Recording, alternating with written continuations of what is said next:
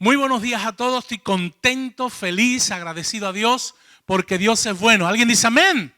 Dígalo fuerte para que nos escuchen en las redes. Amén. Y bendecimos a todos los que nos escuchan en las redes porque hay una palabra del corazón de Dios para tu vida. Si tú estás aquí, es porque hay algo para ti. Abróchate el cinturón. Dile al que tiene al lado, abróchate el cinturón porque despega el vuelo. Y a los que nos están escuchando en las redes, también hay una palabra para tu vida. En el día de hoy vamos a seguir continuando con esa serie de medicina preventiva donde hemos titulado Cuidando o Administrando. Hemos visto ya algunas facetas, cuidando la fe, las relaciones, las finanzas, los pensamientos. Y en el día de hoy vamos a tratar un tema poco tratado, cuidando nuestros compromisos. Lo repito, cuidando nuestros compromisos. Se podría decir, cuidando la palabra que damos, la promesa que decimos que vamos a llevar a cabo. Y antes de entrar en materia, vamos a ver algunos textos bíblicos que nos ayudarán a llevar a cabo aquellos compromisos que hemos adquirido. Primera de Corintios 4:2 dice, que diríamos es el texto base: ahora bien, se requiere de los administradores que cada uno sea hallado fiel. Después dice la palabra de Dios en Mateo 5:37, y lo voy a leer en 3 versiones, lenguaje actual, Reina Valera del 60 y Nueva Traducción Actual, porque cada una añade un aporte. Dice Mateo 5:37, si van a hacer algo, digan que sí, y si no lo van a hacer, digan que no. Todo lo que digan de más viene del diablo. Otras versiones dicen del infierno. Después dice Reina Valera, sea vuestro hablar sí, sí, y no, no, porque lo que es más de esto, de mal procede. Y después dice la Nueva Traducción Viviente, simplemente di sí lo haré o no, no lo haré. Cualquier otra cosa proviene del maligno. Y por último, es un texto que habla de determinación, que vamos a mencionar algo hoy. Y es cuando Josué, en un momento crucial de su vida y de la historia de Israel, donde el pueblo tenía el corazón dividido, dice, yo no sé qué harán ustedes. Escogeos hoy, determínate, postúlate, mójate, comprométete, lleva adelante tu palabra. Fíjate, con esa sola palabra, escogeos hoy a quién sirváis. Si a los dioses a quienes sirvieron vuestros padres, pero indistintamente vosotros hagáis, yo.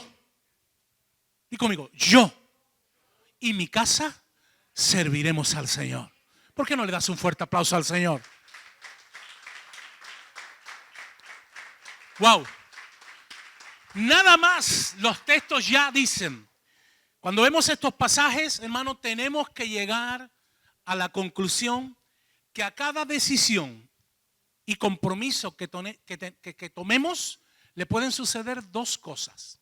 Número 1, que Dios lo pruebe. Lo que tú digas, lo que tú te comprometes va a ser probado por Dios. ¿Para qué? Para verificar si lo que decimos estamos dispuestos a llevarlo a cabo hasta el final y ante cualquier circunstancia, para que podamos subir a un nuevo nivel tanto en lo personal como en lo espiritual. Dios lo va a probar. Pero también le puede pasar otra cosa, que el enemigo lo use, el mismo diablo, para tentarnos y sacarnos del propósito de Dios para nuestras vidas. Ahora, siempre que tú y yo tomemos un compromiso de la índole que sea, ese compromiso está unido o vinculado a 2 palabras, sobre todo para los que están tomando nota. La primera palabra es determinación. ¿Qué es determinación?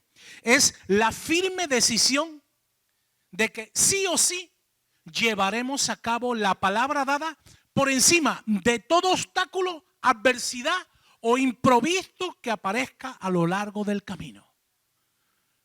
La pastora comenzó el culto leyendo el Salmo 15. Dice, aquel que incluso jurando en contra suya, no por eso cambia de opinión. Dice que ese es el que subirá al lugar santo, ¿verdad? Y la segunda palabra que va vinculada a tu compromiso y al mío es la palabra integridad. Dios desea que tú y yo seamos determinantes, no ambiguos. concretos, específicos, no abstractos. Y después quiere que seamos íntegros. ¿Qué es la integridad? La integridad tiene que ver con lo que nosotros somos realmente. Tú no eres lo que yo veo, tú eres lo que hay dentro de ti. Yo no soy lo que tú ves, yo soy lo que hay dentro de mí. Tiene que ver con los valores que sustentan nuestra vida, nuestra fe y nuestro sistema de creencia, más allá de la temporada que estemos viviendo, sea buena o un poquito complicada. Una persona con integridad se demuestra indistintamente la situación que esté viviendo. Y quiero decir algo, lo he puesto aquí bien en negrita. Vivir en integridad es algo que uno elige para toda la vida. Es una decisión que tú eliges para toda la vida. No obstante, esto es algo que se tiene que lograr día a día, paso a paso. Por ello, la integridad que decimos o decidimos profesar será aprobada para ver si pasa por el departamento de calidad del cielo. Porque es muy fácil decir las cosas, pero hay una gran diferencia entre decir y otra cosa es hacer o actuar. ¿Se entiende esto? ¿Se entiende? Amén. Hagámonos algunas preguntas poderosas.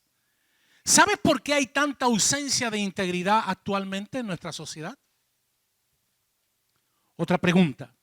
¿Por qué se incumplen las palabras dadas por gobernantes, políticos o gente de influencia en el mundo de los negocios?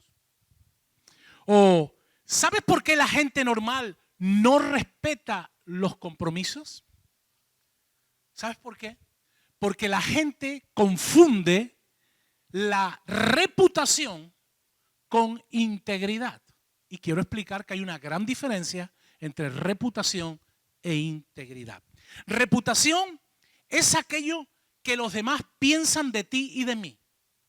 Lo que los demás piensan que somos.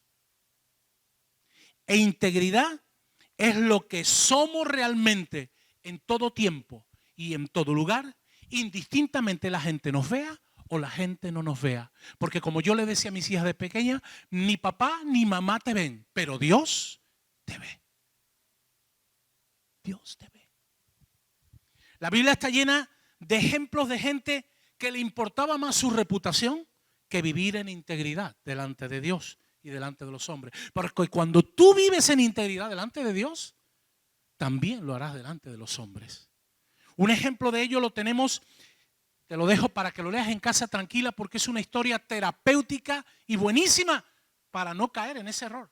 En Génesis 12, 13 y 14. Y se nos narra la historia de un sobrino de Abraham que se llamaba Lot. Todos conocemos esa historia. De este relato vamos a sacar algunas enseñanzas, pero después vamos a ver un ejemplo de alguien que sí es digno de imitar. Pero vamos a ver un poquito la historia de este sobrino de un gran hombre. En primer lugar, la primera enseñanza es que las acciones hablan más fuertes que las palabras. Esto es importantísimo. Hay mucha gente que se le llena la boca de promesas. ¿Qué son promesas? Compromisos. ¿Cuánta gente le prometió a una muchacha amor eterno y al segundo telediario le es infiel? ¿Por qué? Porque es fácil hablar, pero difícil de cumplir. A la hora de la verdad, esas palabras se las lleva el viento. Este tipo de personas tienen un espíritu de frivolidad porque no son conscientes que toda palabra que salga de nuestra boca, la palabra de Dios dice que algún día tendremos que dar cuenta delante de Dios. Dice la palabra, fíjate lo que dice Mateo 12:35 en adelante. El hombre bueno, somos conscientes que no hay ninguna persona buena, ¿no? Pero aquí se está hablando de una persona con benignidad. Del buen tesoro del corazón saca buenas cosas. Y el hombre malo, del mal tesoro saca malas cosas. Mas yo os digo que de toda palabra ociosa. La palabra ociosa es una palabra que no tiene propósito, que no tiene finalidad, que no aporta nada, al contrario, que resta. Dice, de toda palabra ociosa que hablen los hombres, de ella darán cuenta en el día del juicio. Porque por tus palabras serás justificado y por tus palabras serás condenado. ¡Wow! Hermano, esto es tremendo lo que dice. Palabra de Jesús. Mira, en el relato de Abraham con su sobrino, este último, el sobrino, le dijo a su tío Abraham, Tito, porque hubo un momento de disputa y tenían que separarse. Veían que juntos no caminaban muy bien. Dijo, Tito, quédate tranquilo. Yo tengo las ideas claras. Mis convicciones son firmes. Tranquilo, tranquilo, Abraham. Sin embargo, a la hora de elegir tierra ya hizo algo que era un poquito rarito. Le dejó aparentemente, lo pongo entre comillas, a Abraham. No a Abraham, todavía era Abraham. La peor tierra. Mira, Tito, le dejó la peor tierra. La más árida, la que menos agua tenía. Y el niño, como era un poquito pícaro, tomó la mejor aparentemente. Di conmigo, aparentemente. La mejor tierra y se fue a un valle que se llamaba el Valle de Zoar, donde era aparentemente un lugar próspero, un lugar fértil, era un verdadero vergel en un momento desértico. No obstante, lo triste de este relato es que este valle aparentemente fértil, estaba relativamente cerca de dos ciudades, Sodoma y Gomorra, con todos los peligros que eso conllevaba. ¿Qué me enseña esto?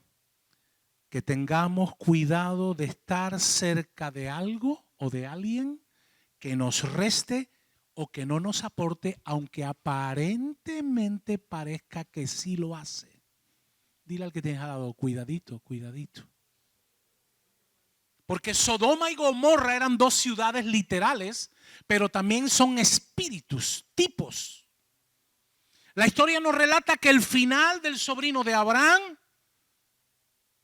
o en el proceso, le gustó tanto a él y a su familia vivir tan cerca de Sodoma y Gomorra, que cada vez estaba más cerquita. Y al final acabó viviendo en Sodoma y en Gomorra. Decidieron vivir allí. Tristemente esta historia le sigue sucediendo a mucha gente en la actualidad. La gente deja los principios de Dios porque no les conviene o no les interesan las demandas. A veces la gente piensa que los mandamientos son sugerencias, que la gran comisión es la gran omisión y muchas más cosas. Pero como bien dijo el sabio Salomón en Proverbios 16:25, hay camino que parece derecho al hombre, pero su fin es camino de muerte. El relato dice que el sobrino de Abraham lo perdió todo. Y conmigo, todo. Esposa. La esposa dice que cuando Dios en su gracia lo sacó, porque Dios lo sacó de Sodoma, pero del corazón y de la mente de su esposa no sacó a Sodoma. Porque en un momento dado ella volvió atrás, miró atrás. Cuando tú miras atrás algo, es añoranza. Por eso la palabra de Dios dice que aquel que poniendo su mano en el arado y mira hacia atrás, no es apto, no es digno, no está capacitado, no está dotado para el reino de los cielos. Dile al que tienes al lado, no mires atrás. Pablo dice, prosigo a la meta, prosigo al llamamiento, prosigo a la corona. Aleluya. Perdió la esposa, perdió a las hijas, perdió la familia y perdió el negocio. ¿Sabes por qué? ¿Por qué lo perdió el sobrino de Abraham todo? Porque Dios siempre prueba lo que el hombre edifica. Siempre. Y si alguien tiene duda, que le pregunten al rey Nabucodonosor qué le pasó con la gran estatua. Recordamos la historia, ¿no? Hermanos, amigos, tenemos que cuidar nuestros compromisos. Tenemos que cuidar nuestras palabras antes de declararlas y antes de llevarlas a cabo. Si es necesario pensar, piénsalo. Piensa, medita y reflexiona de la palabra que vas a dar, porque una palabra compromete. Una palabra es un lazo. Yo no puedo decir a alguien que me comprometo a algo y después no cumplirlo, porque yo estoy haciendo lazo con mis palabras. Es fácil decir, por citar un ejemplo, que uno es íntegro, pero es bien diferente vivir en integridad. ¿Me estoy explicando o no? Ahora bien, cuando conocemos a alguien que vive lo que dice y lleva a cabo lo que promete, ¿sabe qué le sucede a esa persona? Que se gana el respeto y la confianza porque es alguien coherente. ¿Conoces a alguien que se ha ganado tu respeto y se ha ganado tu confianza? ¿Por qué? Porque lo que piensa, lo que cree, lo que dice y lo que hace es lo mismo. Yo no puedo decir una cosa y después desdecirme de eso. Claro, a veces los seres humanos nos justificamos y decimos, hombre, es que me lo pensé mejor. Pues no hubiera sido mejor pensarlo antes. ¿Verdad que nos sentimos identificados de alguna vez haber dicho algo o comprometido con algo y después nos hemos retractado? Pon una buena sonrisa, cara de Nuevo Testamento y dile al lado, arrepiéntete. Arrepiéntete. Escucha bien lo que voy a decir y si es posible toma nota, que hay perlas preciosas y revelaciones que Dios me ha dado que no vi a lo largo de mi vida. La gente quiere ganarse una reputación sin vivir en integridad y sin cumplir sus compromisos, sean de la índole que sea. Tú no puedes ganarte una reputación viviendo a tu manera, no. Claro, hasta aquí podemos decir que esta es la realidad generalizada de la sociedad que vivimos, ¿cierto? Ahora, pensemos por un momento lo siguiente. Piensa, vamos a tomar conciencia. ¿Qué sucedería si todo hijo de Dios viviera conforme a la palabra y en total integridad? Wow. ¿Alguien dice amén? Wow. Y no piensa en todo, piensa en ti. Porque el avivamiento empieza en ti. El cambio empieza en ti. La transformación empieza en ti. Porque si comienza en ti, todo tu entorno va a ser afectado para bien. ¿Alguien dice amén o no? Porque muchas veces decimos, sí, que cambie. A lo mejor hoy alguien dijo, el pastor acaba de lanzar un misil y así, para el que está detrás. No, es para ti el misil. El misil es para ti. ¿Qué sucedería si todo hijo de Dios viviera conforme a la palabra y con total integridad? ¿Qué sucedería? Sucederían dos cosas. Una, que nos ganaríamos la confianza de esta sociedad y muchos estarían abiertos a escucharnos con el corazón. Y dos, tendríamos una buena reputación en todas las esferas sociales y seríamos de influencia en los 7 montes de la sociedad. ¿Cuáles son los 7 montes de la sociedad? La política, la educación, las artes, los medios de comunicación, la familia, la fe, los negocios. ¿Dónde está la iglesia de Cristo impactando en estas áreas? ¿Sabes por qué? Porque muchas veces hablamos mucho, perdonadme mi hermano, pero hacemos poco. ¿Por qué? Porque nos cuesta. Nos cuesta. Y si esto fuera así, si nosotros verdaderamente viviéramos en esa integridad, cumpliendo nuestros compromisos, traeríamos con la ayuda de Dios una poderosa transformación, en primer lugar, a nuestras vidas.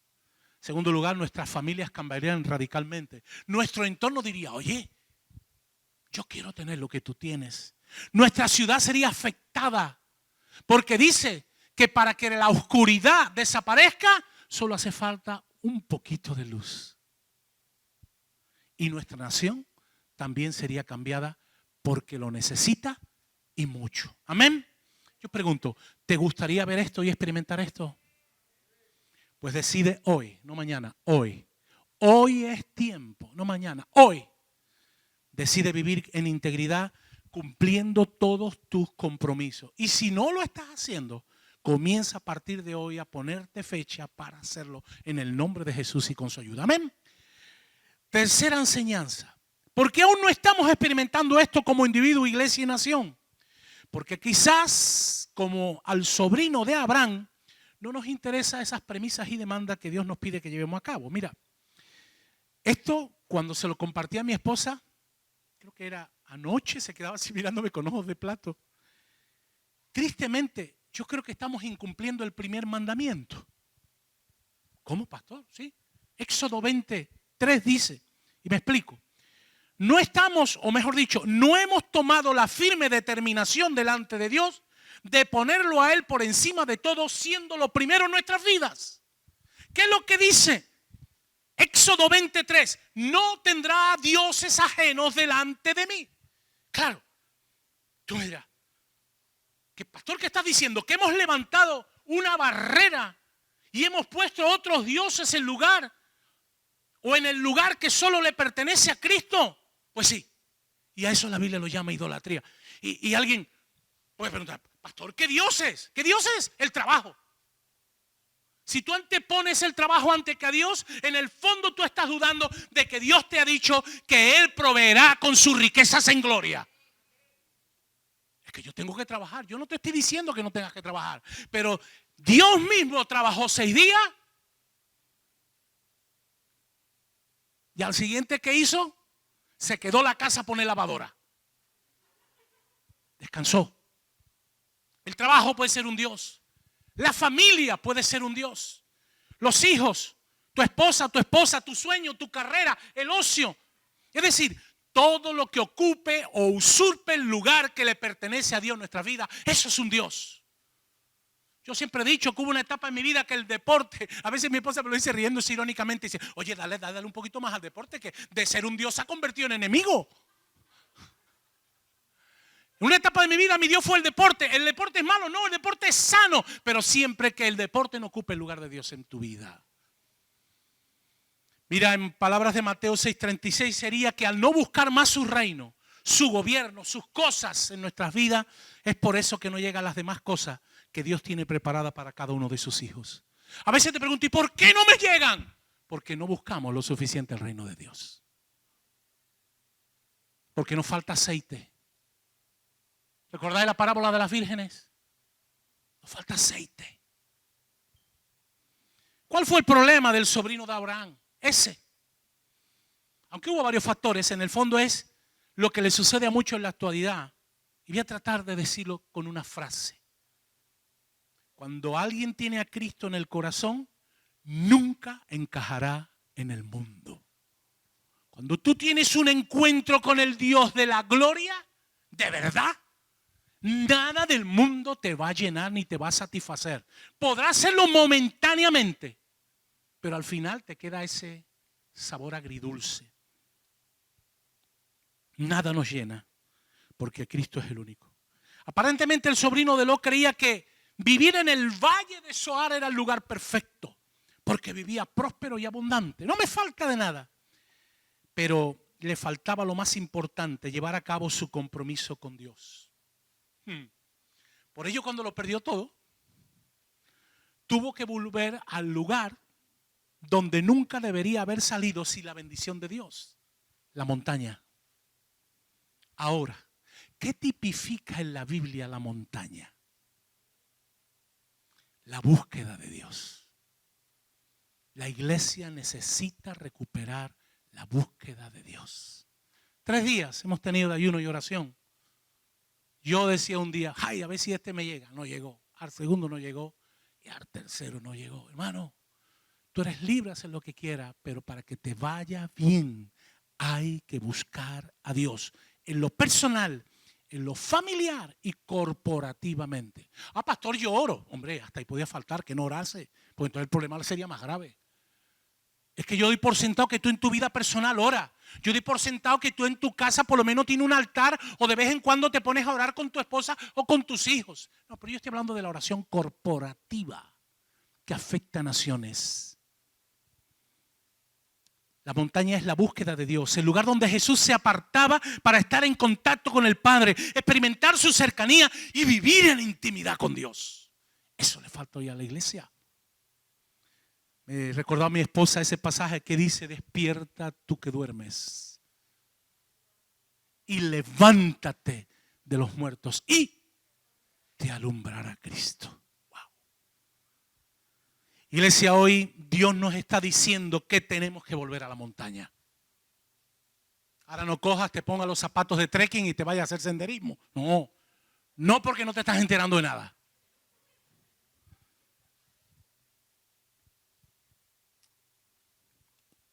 Nos dice que volvamos a la montaña para no cometer los mismos errores que cometió el sobrino de Abraham.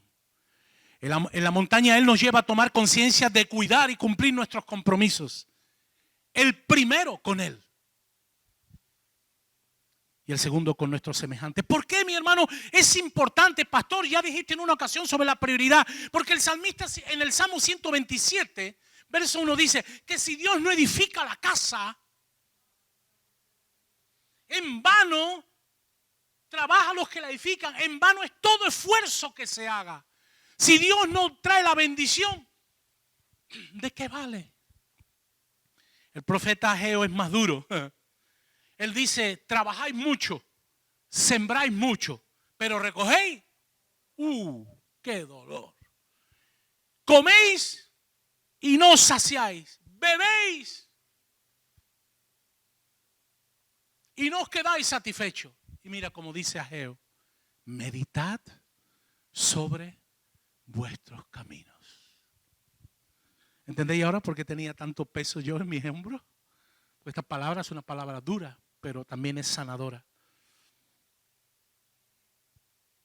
Es decir, yo me preguntaba, ¿qué estamos dejando de hacer que tenemos que llevar a cabo para que Dios abra las ventanas de los cielos sobre mi vida, mi familia, mi entorno y mi nación? Hermano, pongamos a Dios como la máxima prioridad de nuestra vida. Yo creo que van a venir primero tiempos de refrigerio. ¿Alguien dice amén o no? Y después van a venir tiempos de visitación. Porque cuando el pueblo de Dios está bien, la gente quiere ese bien y llega. Que haya pasión por el perdido, hambre de la palabra. Hermano, no podemos estar constantemente dedicando actividad a las 99 ovejas que están aquí y la perdida dejamos que siga perdida. La iglesia se ha enfocado tanto en las 99 que se olvida que el mundo está lleno de ovejas perdidas. Y hermano, nosotros hemos sido llamados a ir por las ovejas perdidas. Pastor, yo no tengo ese don. Narices, aquí no estamos hablando de evangelista. Aquí ni estamos hablando de lo que le dijo el Señor al Gadareno. Ve y cuéntale a los tuyos lo que el Señor ha hecho en tu vida. Lo que hizo la samaritana en Juan 4. Hoy he conocido a uno en el pozo de Sicar que parece el profeta y creo que puede ser el Mesías. Ven y escuchémosle. ¿Qué dijo Andrés después de escuchar a Juan el Bautista? Hoy he escuchado a uno que parece que es el Mesías. ¿Y qué le dijo a Pedro? Pedro, ven. Quisieron invitar. Y hoy, gloria a Dios que Pedro escuchó. Y fue un pescador de hombres. Hermano, vayamos por esa oveja, ese amigo, ese conocido, ese familiar, esa persona que no ha tenido un encuentro aún con el Señor y necesita una palabra de vida que no se la puede dar otro que tú y que yo, porque tú eres el que tiene la autoridad y vives en su entorno. Hermano, yo quiero decirte algo que es muy fuerte, pero lo siento en mi espíritu. Dios no es una opción más entre muchas. No. Él es la única y la mejor opción para que todo nos vaya bien y para que seamos prosperados. ¿Alguien dice amén o no? No es una opción más, mi hermano. Es la única opción. La única. Claro. Quizás tú estás pensando ahora, hombre, pastor, yo tengo derecho a prosperar. Sin lugar a dudas. Todos tenemos derecho. Yo no estoy diciendo que no. Todos tenemos deseo y tenemos derecho a haber cumplido nuestro sueño. El sobrino de Abraham también pensaba de esa manera, pero cuidado, no lo podemos lograr a cualquier precio y de cualquier manera. Mira, fíjate si Dios quiere que tú y yo seamos prosperados, que lo ha dejado escrito. En 3 de Juan 1:2 dice, amado, yo deseo que tú seas, dice prosperado, no dice empobrecido. O sea que el deseo de Dios es bendición. Pero además dice prosperado en todas las cosas. Que además tengas una salud de roble. Y que también espiritualmente seas una persona inquebrantable. Es decir, que Dios no quiere que solo seamos prosperados en lo monetario, en lo económico. No. Dios es un Dios que quiere una bendición plena en tu vida. Pero Dios quiere que cumplamos nuestros compromisos. Él desea hacerlo con su aprobación y que nosotros cumplamos nuestros compromisos a diferencia de lo que hizo el sobrino de Abraham. Bueno, hasta ahora hemos visto a alguien que no hay que imitarlo, ¿de acuerdo? Dile, al sobrino de Abraham no hay que imitarlo, no hay que imitarlo. Ok. Ahora vamos a ver, te dejo en casa tarea, Génesis 6, 7 y 8. Noé. Hermano, hay que imitar a Noé. No queda mucho, porque lo he bosquejado más. La siguiente enseñanza es, Noé comprendió que su compromiso con Dios era su máxima prioridad y ningún otro compromiso ocupó el que él tenía con Dios. Mira, ¿solemos hacer nosotros eso? ¿Tenemos tal compromiso con Dios que no hay ningún compromiso de la índole que sea que se anteponga al de Dios? Que nadie diga nada porque es una pregunta retórica, pero cada cual sabe responderse. Pero la Biblia dice en el Salmo 15, hemos leído al principio, que Dios honra a quienes fielmente mantienen su palabra. La palabra es compromiso. Mira, Noé entendió perfectamente esto de lo que estamos hablando. Él fue un hombre íntegro y determinante, lo que dijimos al principio, ¿recuerda? Él guardó sus compromisos. Mira, la situación en la que vivía Noé era muy parecida a la que vivía el sobrino de Abraham. Muy parecida. Dice que la sociedad que vivía era corrupta, igual que Sodoma y Gomorra. Pero él nunca renunció a su compromiso con Dios, a diferencia del otro. Segundo lugar, Noé no tenía amigos que aprobaran su loca aventura de construir un barco cuando en la tierra nunca había llovido. Hay que ver, el abuelo, qué mal está. Está ya con demencia senil. Yo creo que algunos de sus compatriotas dirían, a este hombre se le fue la cabeza. El desaliento era una constante que le perseguía donde iba. No había nadie que lo apoyara. Bueno, su familia. Para colmo, en la tierra nunca había llovido. Y pensar de esa manera, yo creo que dirían, este hombre se le fue la cabeza. Además, el tiempo desde que comenzó hasta que acabó el arca no fueron ni 5, ni 10, ni 20, ni 30 años. ¿Alguien sabe cuánto fue? Aproximadamente. Unos dicen que 100, entre 100 y 120. 120 años haciendo un barco y la gente riéndose de ti. ¿Te imaginas? ¡Qué barbaridad! Sin embargo, lo que me maravilla, me bendice de Noé, es que tuvo la fe de mantener el compromiso con Dios hasta el final. Y además, creer que Dios mantendría durante el diluvio a cientos de animales y algunos humanos sin agua dentro de un barco. Porque claro, ¿cuántos días podemos estar sin beber agua? Muy pocos. ¿Cuántos días estuvieron dentro del barco?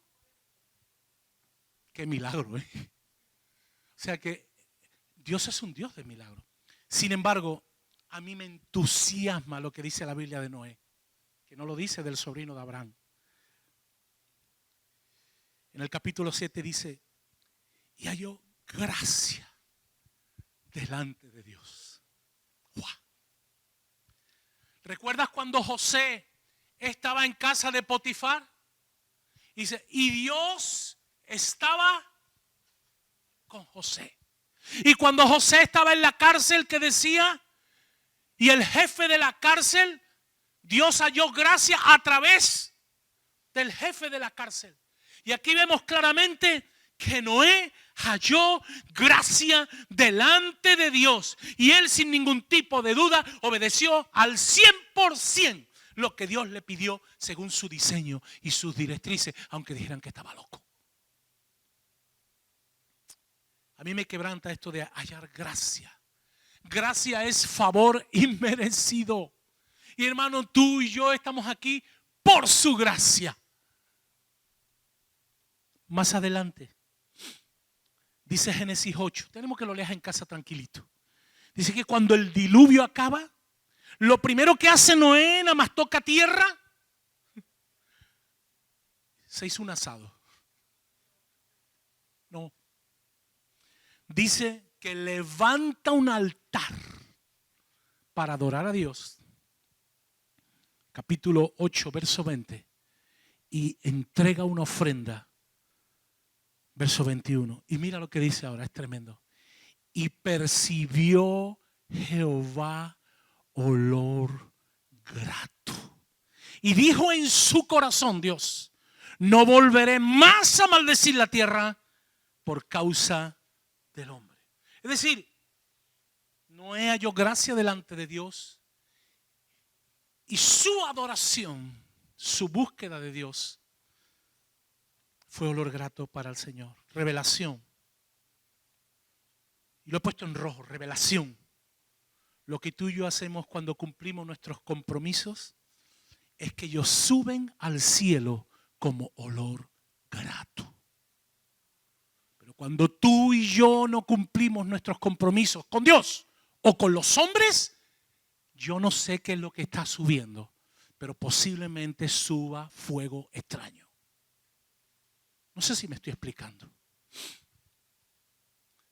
Algo que le agrada a Dios en contrapartida a tener una doble vida que incluye a Dios, pero como una más entre las muchas opciones que hay. No, Dios no quiere ser uno más. Es como tu esposa, ¿verdad que tu esposa no te compartiría con otro? Ni tú compartirías a tu esposa, no. Es que yo soy uno más de los que... Sería imposible de entender eso. Entonces, ¿por qué hay un corazón dividido muchas veces? Bueno, después de todo lo visto, vamos acabando. Pero hagámonos algunas preguntas. ¿Qué fue lo que hizo Noé para mantener su compromiso hasta el final? Fue obediente a Dios por encima de todo, número 1. 2, deseaba proteger y salvar a su familia de una muerte segura, algo lícito. 3, tenía una visión mucho más amplia, pensando en nuevas generaciones. Eso indica que la visión de Noé no era de él, el sueño no era de él, sino que era un sueño de Dios que Noé abrazó. 4, Noé fue un hombre inquebrantable en sus compromisos. 120 años riéndose de ti y él seguía diciendo que Dios iba a mandar un diluvio. ¿Tú sabes cuál era el tema de Noé?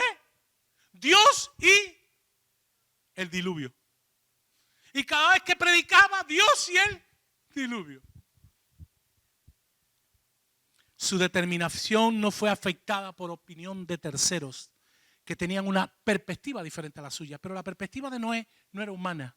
Él tenía la perspectiva de Dios porque él veía las cosas a la manera de Dios. Iglesia, hoy el Espíritu Santo nos pregunta, ¿qué perspectiva tenemos nosotros? La pastora, está buena la prédica hoy. A mí no me interesa si está buena, mala o regular. A mí lo que yo quiero por parte del Señor es si esta palabra te sacude, porque a mí me sacude. A mí me evidencia, a mí me expone. No sé si me hace ser vulnerable. Y más si vuelvo a leer Josué 24:15. Cuando Josué de manera determinante dice, escogeos hoy a quién sirváis. Pero hagáis lo que hagáis, yo y mi familia, mi casa, serviremos al Señor. Iglesia, hoy el Espíritu Santo nos está poniendo en una encrucijada. Así. ¿A quién pondrás primero? ¿Quién será tu mayor compromiso? Dios quiera que nuestra respuesta sea como la de Noé, Josué o Abraham, no como la del sobrino, como Lot. Es cierto que el compromiso nos puede cambiar la vida, sin lugar a dudas. El compromiso también nos ayudará a superar los momentos malos en la vida. Pero también no olvidemos que el compromiso va a ser probado cada día. Cada día. Dice la Biblia que Goliat iba cada día allí en el valle de Ela. ¿Recordáis? ¿Qué tipifica Goliat? El enemigo. Cuando tú creas que tiene la victoria, va cada día a provocar. Cuando tú crees que hay una victoria, te va a seguir provocando. Ese talón de Aquiles, esa debilidad que tenemos cada uno, cada día va a ser probada. Pero yo puedo ver en Noé que si permanecemos fieles, al final recibiremos la corona que nuestro Dios ha prometido a aquellos que cumplen su palabra y llevan a cabo sus compromisos. Que Dios nos bendiga y a Él sea la gloria. Dale un fuerte aplauso al Señor.